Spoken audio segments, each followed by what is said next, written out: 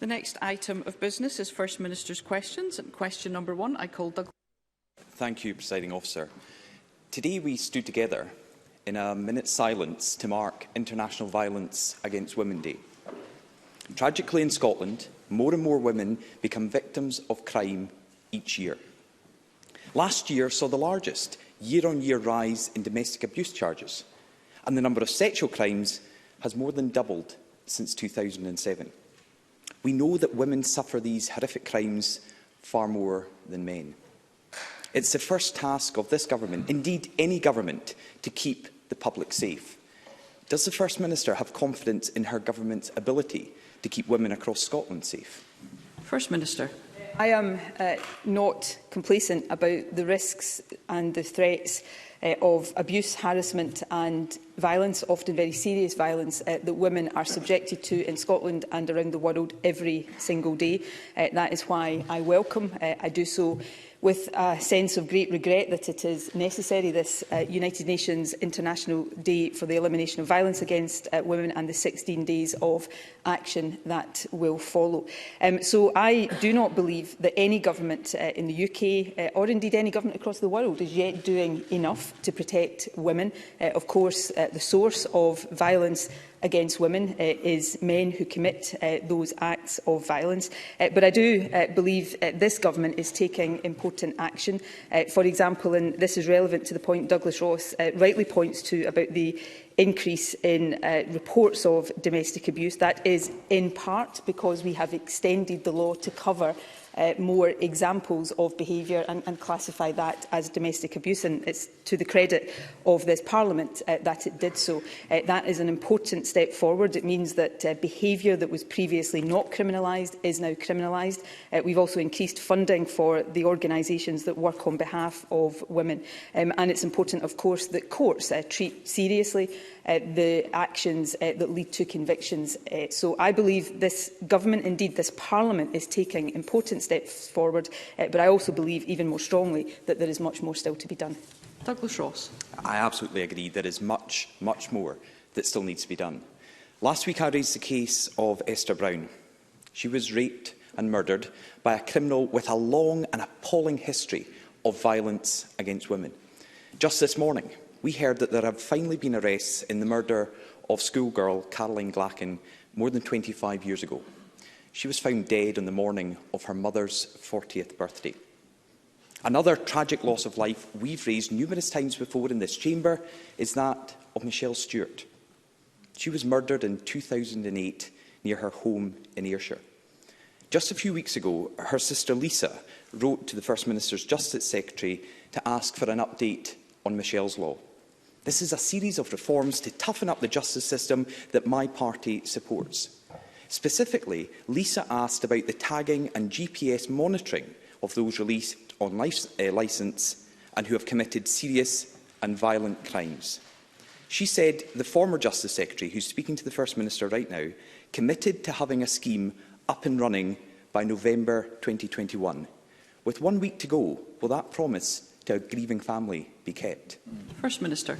Well, first of all, can I say, in relation to the arrests that are reported this morning, I obviously, in common with all other members, cannot comment on the substance of that, but I think it is an important indication that no matter how many years pass from horrendous crimes that are committed, those responsible for those crimes, wherever possible, will be brought to justice. And I think that does, on this day in particular, send an important message. In terms of Michelle Stewart, I will ensure that the letter that has been written receives a full response.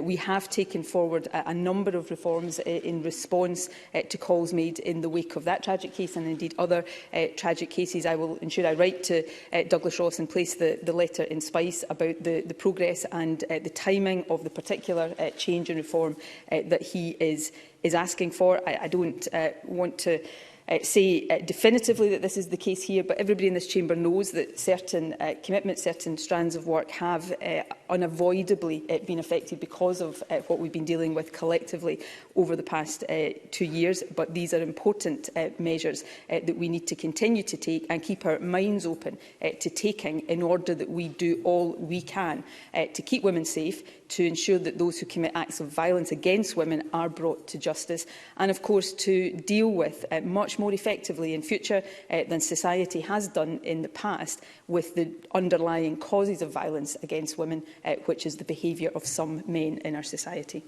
Douglas Ross.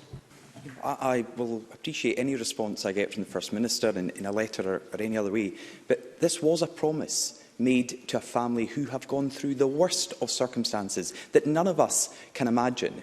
And with less than a week to go, it sounds like that promise is not going to be kept.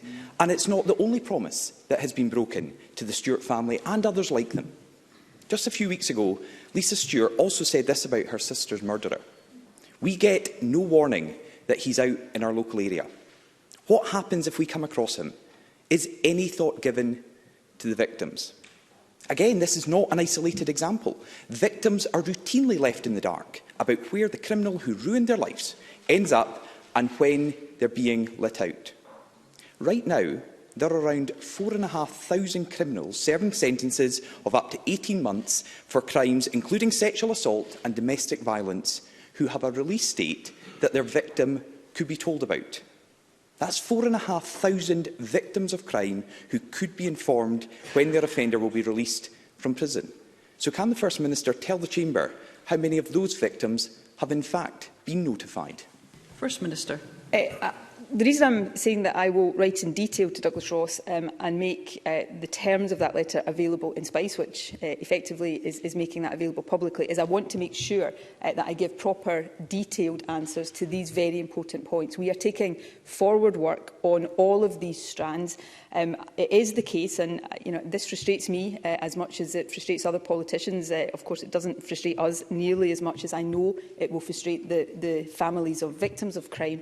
But these are often complex reforms that have to be done properly in order that our overall justice system is performing in the way that we want it to. So, for example, on notification, part of this work has been making changes to the victim notification scheme to ensure that victims do have proper notice where that is appropriate. For example, where people are on parole, that there is the ability for victims to be notified. So I want to make sure that we set out in detail where all of the different strands of that work has got to. I don't believe it is the case that we are not taking forward important changes and reforms here. We are. We have talked about these rightly many times before in this chamber, but it is really important. There are few issues, and I know I will be speaking on behalf of many people, in particular many women across the country right now. There are few issues that I care more passionately about than doing everything possible to keep women in our society safer from the violence that too often women are subjected to. There is more we need to do, there is more we are doing, and it is something I take extremely seriously, and I know that is a view shared across my government and indeed across this Parliament. Douglas Ross. The First Minister said victims have to have proper notice. The answer to my question about out of 4,500 potential victims of these cases, how many had been notified? The answer is 37. 37 of these victims right now are aware of where the offender in their case and when they're going to be released. 37. Less than 1% of these victims know when that criminal who ruined their life is going to get out. How can women who suffer the most horrific crimes and their families feel safe when they're kept in the dark about the release of dangerous offenders? They have no idea if they'll be walking down the street in their own community and come face to face with their attacker. The justice system is stacked against victims.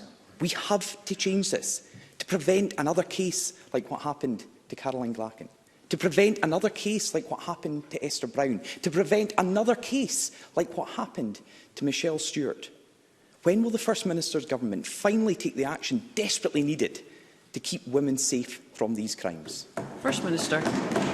These are important issues. I don't believe it is the case that the justice system is stacked against victims, and I don't think that is a fair representation. But I do believe it is the case that the justice system, like all parts of our society, has to change to respond better to the needs of women who are subject to violence, and I readily accept that responsibility. It is the case that the Government is taking forward a range of changes and reforms because some of what Douglas Ross has cited is not good enough. Victim notification is one of those areas. It is important to say, and I don't say this in mean to suggest that it is in any way the majority, there will be some victims of crime who do not want that information for reasons that are important to them. So it's really important that in all of these things, the needs and the wants of victims are to the fore, that the justice system is responsive, that it is not defensive, that we are always looking at how we reform and change the justice system in order to address these very legitimate concerns. But the final point I would make here is not in any way to downplay the issues we are discussing here today, but the justice system responds to crimes after they have been committed, rightly so, and needs to do that appropriately and effectively.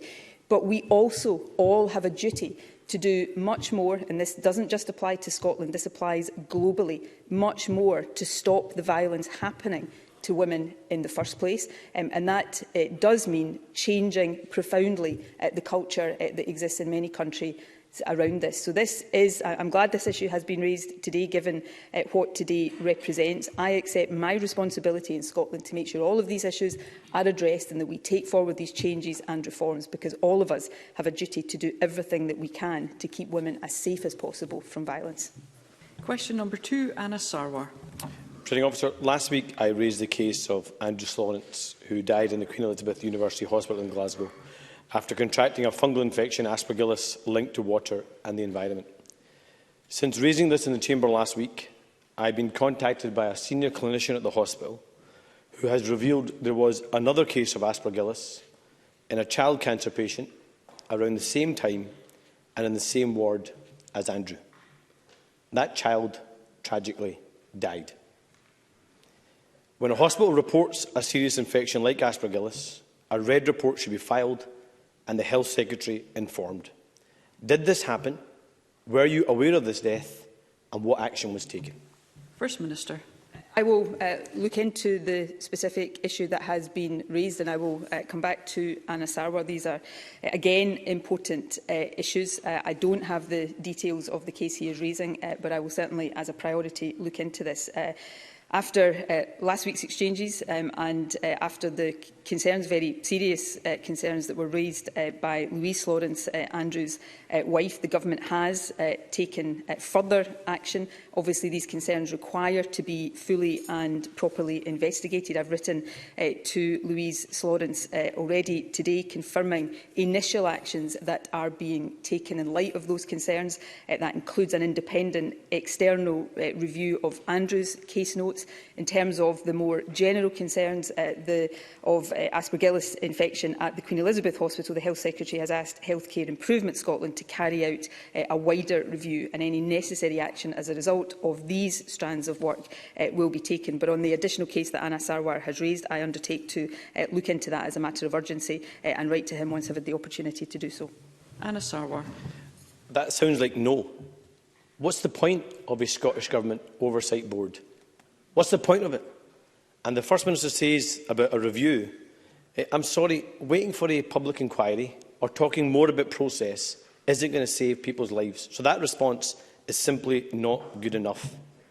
The public inquiries and the reviews didn't prevent the death of Andrew Lawrence. It didn't prevent the death of this child from aspergillus. But most devastating of all, there are still infections happening right now. A second clinician, in fear of speaking out because of bullying and intimidation, has told me that in the last 2 months, there has been another child who acquired a waterborne infection, like Millie Mayne, and died.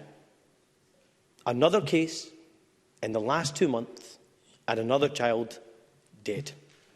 The holding answers are no longer good enough. This is gross negligence. The First Minister needs to act now, stop infections and save lives. First Minister. It is really important that, and let me say this very clearly and very bluntly, no clinician should fear bullying or intimidation in coming forward. Well, Anna Sarwar says they have been, so it is incumbent on me as First Minister to stand here and very clearly say that that will not be tolerated in our National Health Service.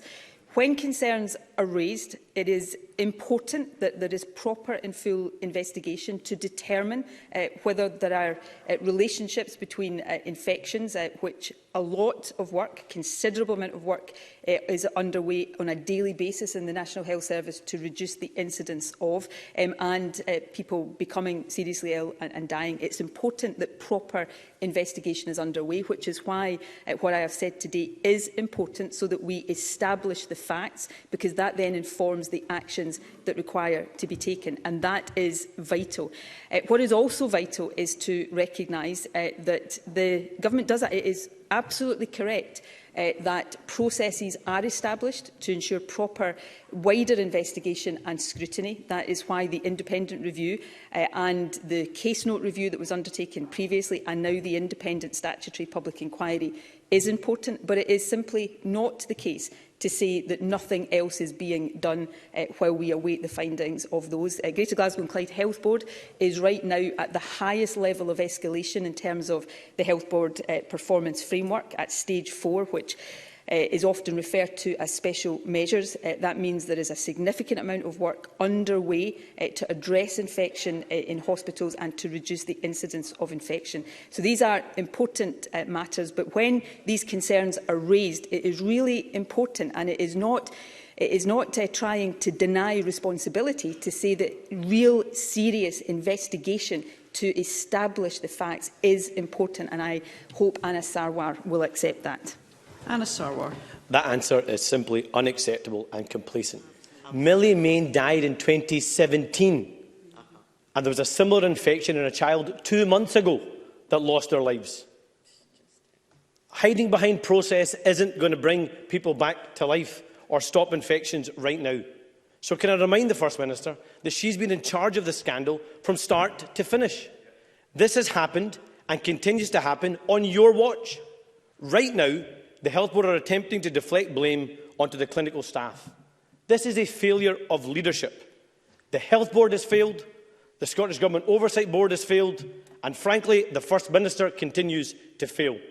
Staff are being bullied and intimidated now. I've been raising this in this chamber for years, and I've heard the same answers and the same excuses. Infections are happening now. Patients are dying now.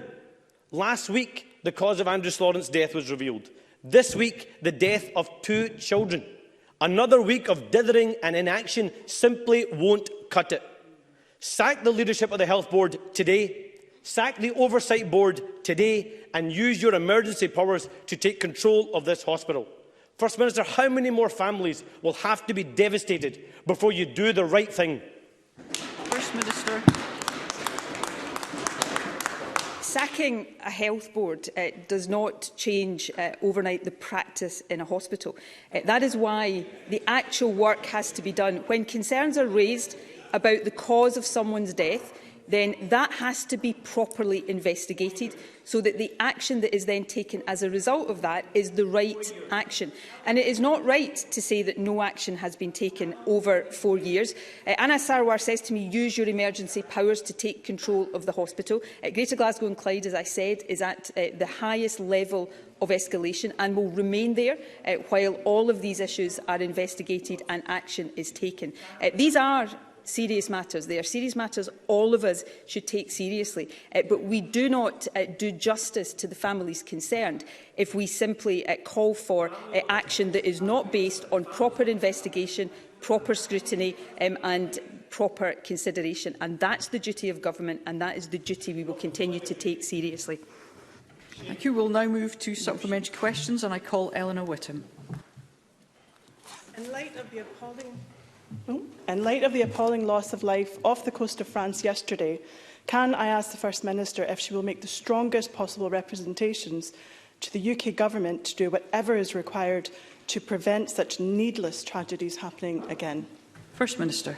Well, I want to take the opportunity to express my deepest sympathy at the loss of 27 lives in the English Channel yesterday.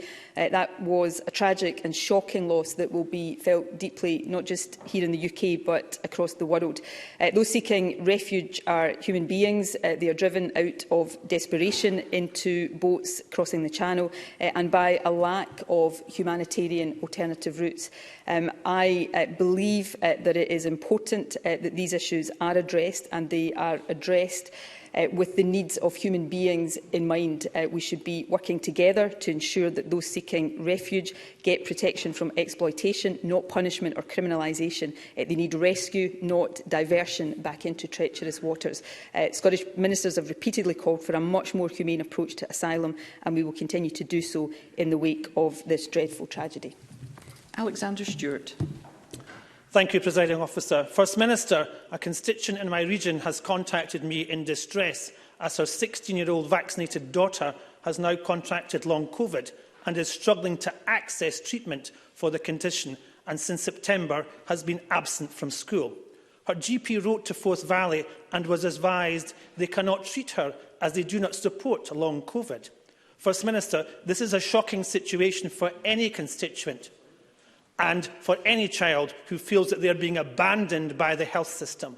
Therefore, what action can be put in place to ensure that this situation is rectified as a matter of urgency? First Minister.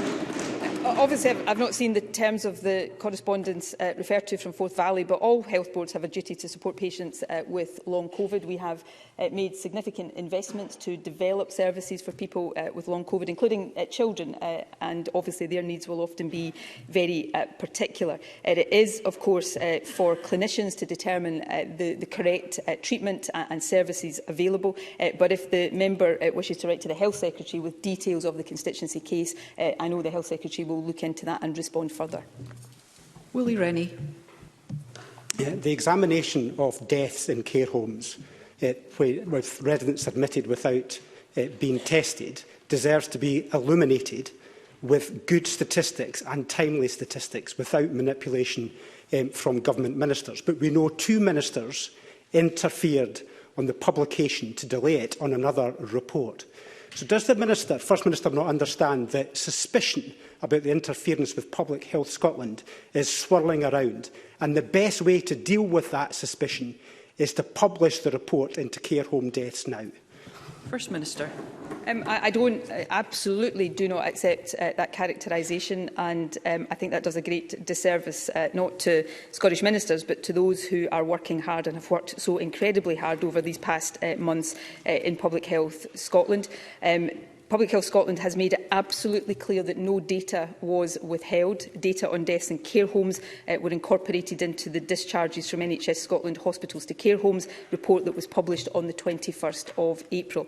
And of course, deaths in care homes, in common with all aspects of the handling of the pandemic, will be the subject of the independent inquiry, and we'll shortly announce further details of that. Jackie Baillie. As we've heard, the report on care home deaths due to COVID was not published prior to the election. The First Minister is aware that there was no barrier to them doing so, as their own guidance states that they can publish information even in an election period. So it seems the report was suppressed for political reasons. Now, we know that secrecy and spin are at the very heart of the SNP, but it seems to have infected Public Health Scotland too. Why did they need to protect the SNP government?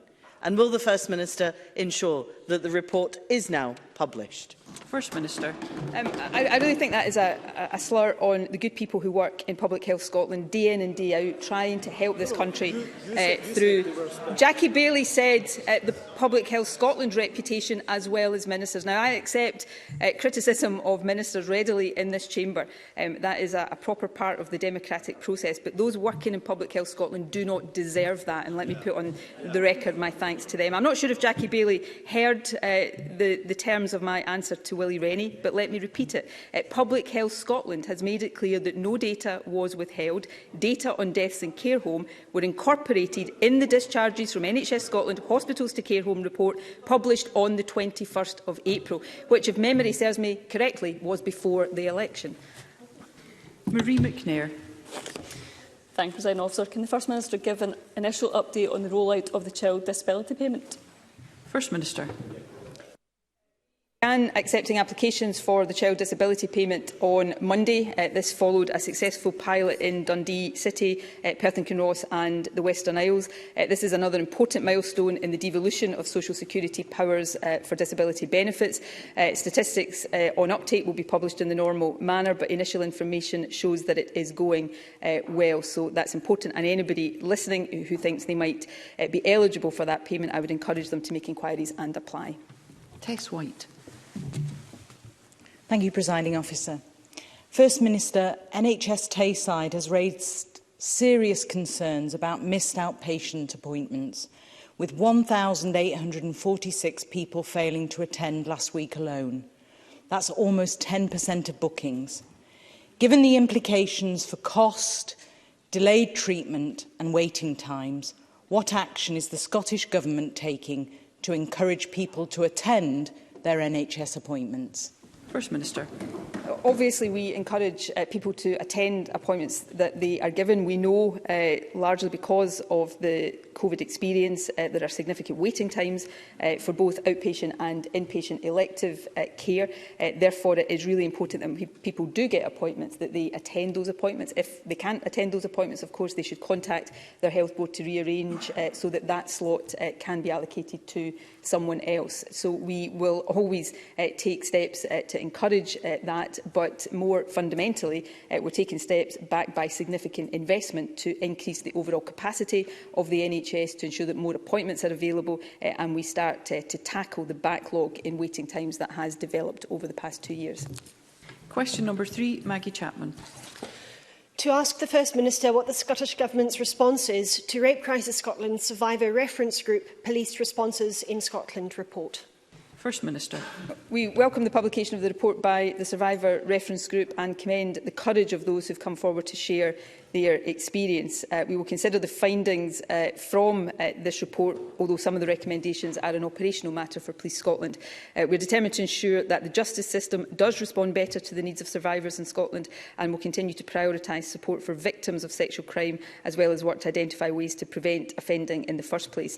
We recognise the key role that advocacy services such as Rape Crisis Scotland play and in helping victims come forward and engage with the justice process, which is why we fully fund its national advocacy project. Maggie Chapman. Can I thank the First Minister for that response and acknowledge how seriously I know she takes this issue. Today is the International Day for the Elimination of Violence Against Women, and we will be debating this issue later on today.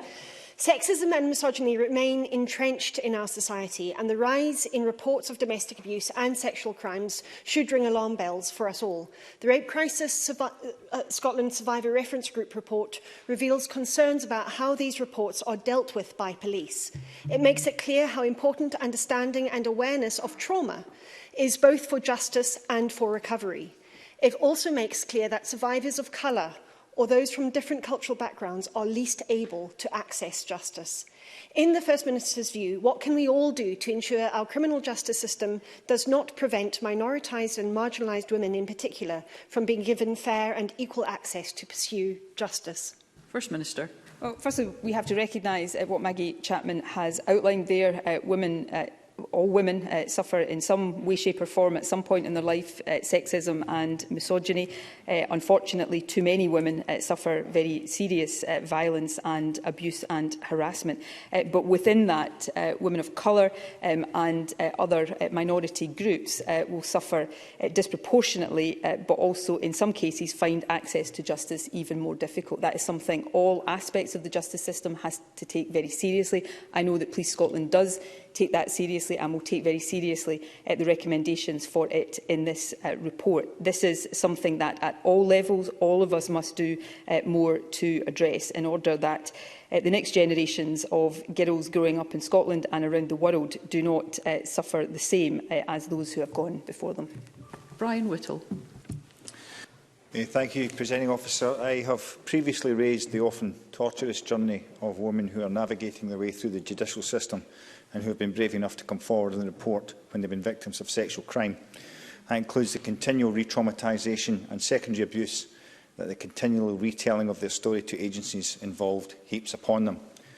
Does the First Minister agree it is imperative that victims have full confidence in the reporting process and that the judicial system will treat them with dignity and compassion?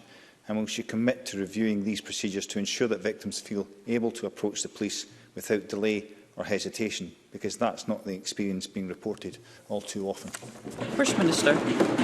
Yes, I absolutely agree with that. We must make sure that women have the confidence to come forward, that they feel that they will be appropriately treated when they come forward, that their concerns and reports will be taken seriously and all due process will be applied, but that their needs will be treated sensitively and sympathetically. I think all of us as politicians, when we are talking about these things, have a duty also to make sure that how we talk about them do not inadvertently put women off coming forward in this way.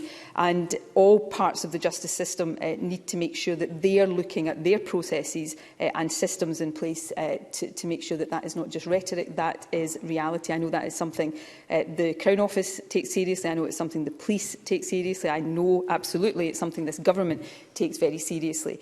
We are funding a number of the organisations that work directly with women to support them through the criminal justice process. And indeed, in the first 100 days after the re-election of this government, we directed new funding to rape crisis centres and domestic abuse services to help cut the waiting list in specialist support services. So across all parts of our justice system, all parts of society, there are many things that all of us need to do to make sure that the experience of women is improved when they do suffer violence and abuse. But of course we have to do more to prevent that in the first place. Question number 4, Bill Kidd. Thank you, Presiding Officer. To ask the First Minister what the Scottish Government's position is on whether nuclear power is an essential part of Scotland's transition to net zero. First Minister. The Scottish Energy Strategy, which was published in 2017, confirmed the Scottish Government's continued opposition to new nuclear power stations under current technologies. Significant growth in renewables, storage, hydrogen and carbon capture provides the best pathway to net zero by 2045 and will deliver the decarbonisation we need to see across industry, heat and transport.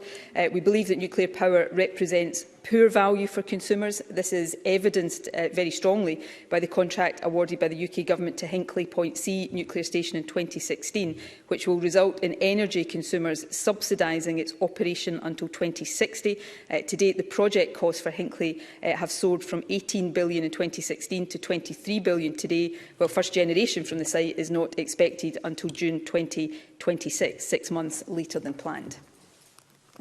Bill Kidd.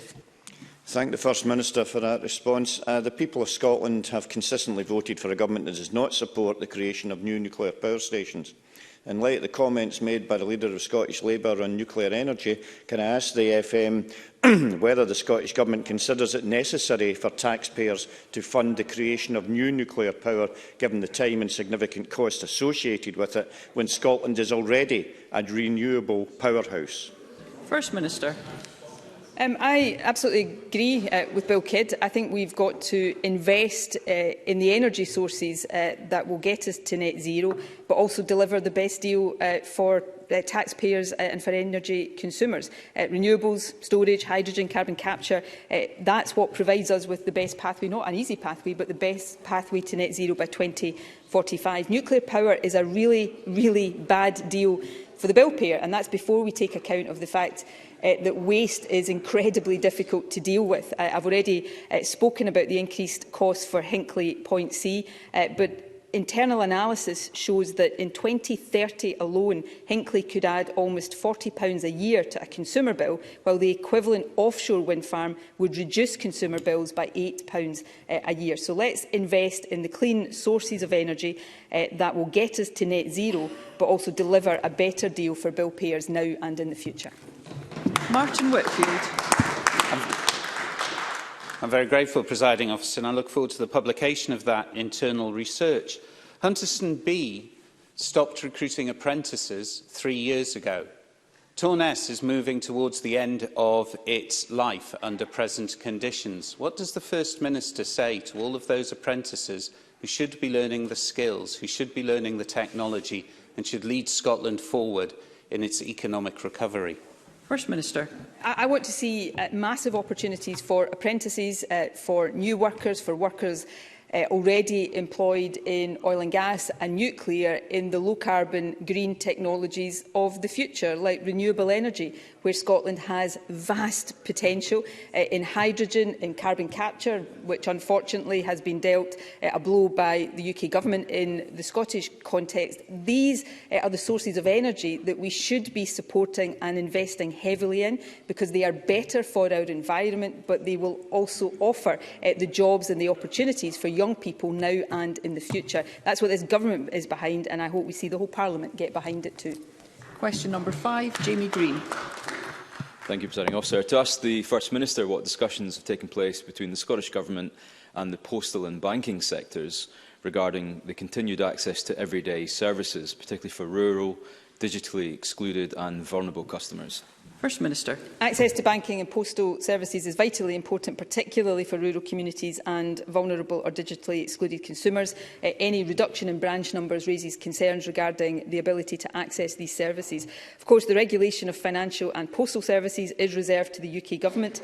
Scottish ministers are therefore restricted in the intervention we can take. However, we do engage with the financial services sector regularly, and I will re-emphasise the importance of this when I shortly convene the Financial Services Advisory Board. We've also repeatedly made clear to the UK Government and Post Office Limited that they have a responsibility to ensure existing postal services are maintained rather than reduced.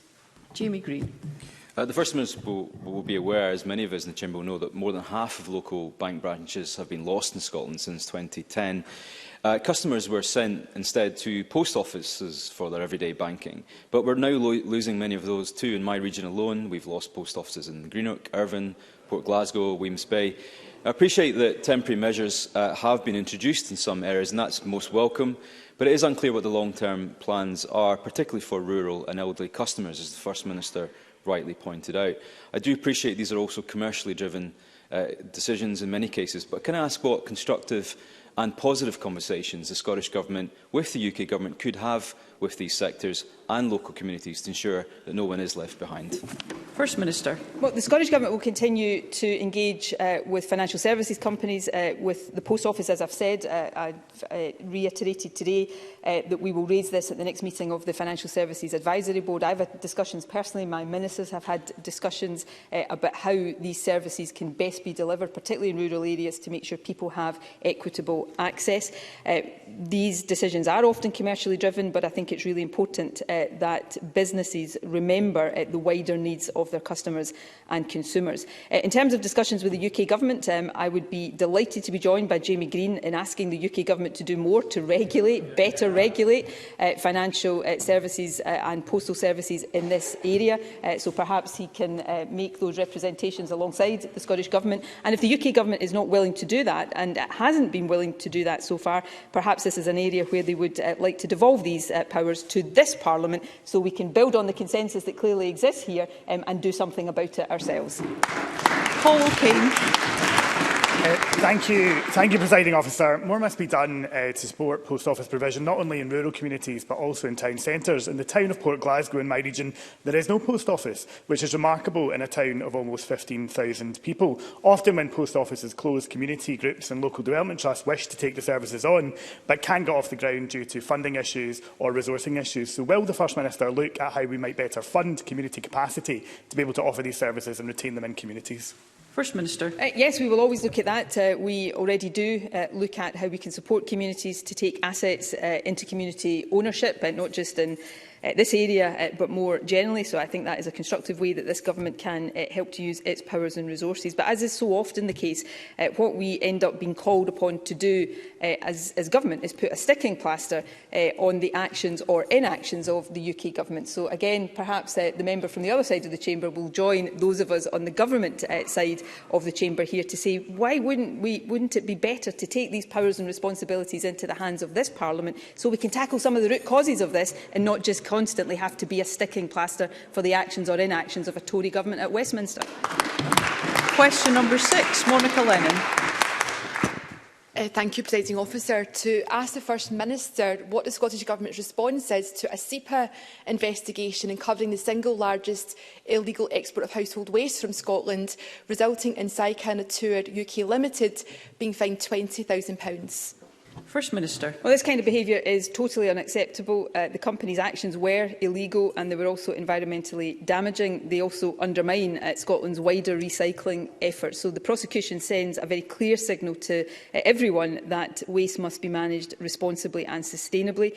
As in this case, SEPA routinely carry out proactive inspections at Scottish ports and loading sites to ensure compliance with the very strict waste shipment regulations. SEPA will continue to prioritise the regulation of waste exports from Scotland to ensure that the environment is protected. It is, of course, for the courts to decide what level of fine is appropriate in any case. Monica Lennon. I thank the First Minister for her response, and I pay tribute to the SEPA officers involved in detecting this serious and, frankly, disgusting environmental crime. What was supposed to be bales of waste paper included used nappies and period products, dog excrement and plastic packaging. Dozens of these containers were intercepted in Antwerp and in transit to China. I appreciate the fine is a matter for the courts, but does the First Minister agree that £20,000 is a paltry fine for this filthy crime, and that we do need more robust punishment in order to deter these sorts of crimes? What action will the Scottish Government take to ensure that our regulatory and legal framework are fit for purpose, and that we can show leadership in terms of environmental justice and fulfil our moral and legal obligations not to export our pollution to other countries? First Minister. Well, I think it is important to say, and I think Monica Lennon did recognise this, that this case is actually a sign that our regulatory framework is working, and it is a credit to SEPA that this illegal export of waste was intercepted, identified, and a prosecution and a punishment fine happened.